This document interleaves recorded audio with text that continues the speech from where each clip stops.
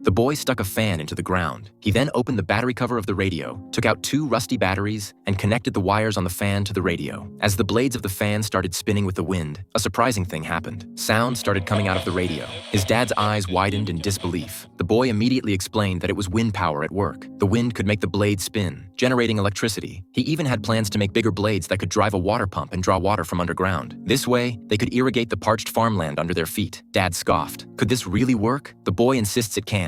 However, the price was to take apart the father's precious bicycle and use its parts as components for generating electricity. Upon hearing this, the father sighed in disbelief. How could some rickety windmill solve our ancient drought? The boy replied, "It's because I know things you don't." His father retorted, "What? Just because you can make toys?" "No," the boy explained. "It's because I went to school and learned from books." This statement completely enraged his father, who had never been to school. In a fit of anger, he smashed the boy's painstaking work to pieces with a single slap. But the father could never have imagined that. This shabby toy would save the lives of the whole village in the future. It would even change the situation that the entire country had been relying on the weather for thousands of years. What was even more unexpected is that this is a story that really happened. The boy's name is William, and he was born in a small African country. The extreme weather had made this country one of the poorest on earth. William lived in a small village where his daily life involved helping his father with farming. The corn they grew on this land had become the only source of income for the whole family. As the drought worsened, the yield of corn dropped drastically, and the family's savings had already been stretched thin. Despite their financial struggles, William's father still managed to scrape together the first installment of tuition for William to go to junior high school. This sudden surprise transformed William's feelings towards his father from the previous day's scolding into an affectionate hug. At the school's opening ceremony, the principal was giving an impassioned speech when suddenly there were bursts of thunder in the sky, and soon it started pouring rain. It seemed like a good omen for the year ahead. After school, the physics teacher asked William to pay the remaining $80 of tuition within a week. Otherwise, he would be ordered to drop out and could never attend classes again. William felt really bad after hearing that, and his once hopeful eyes grew dim. To make matters worse, William's exam results were not satisfactory either. Determined to catch up with his grades, he wanted to study at night when he got home, but the family couldn't afford kerosene lamps. Every weekend, William and his best friend would go to the junkyard at the village entrance to look for treasures. Among the garbage discarded by the tobacco company, William always managed to find something useful for himself. After some searching, William found a water pump and dug up a discarded lead-acid battery. Although they didn't seem useful at the time, these 2 items would bring a new life to William in the future.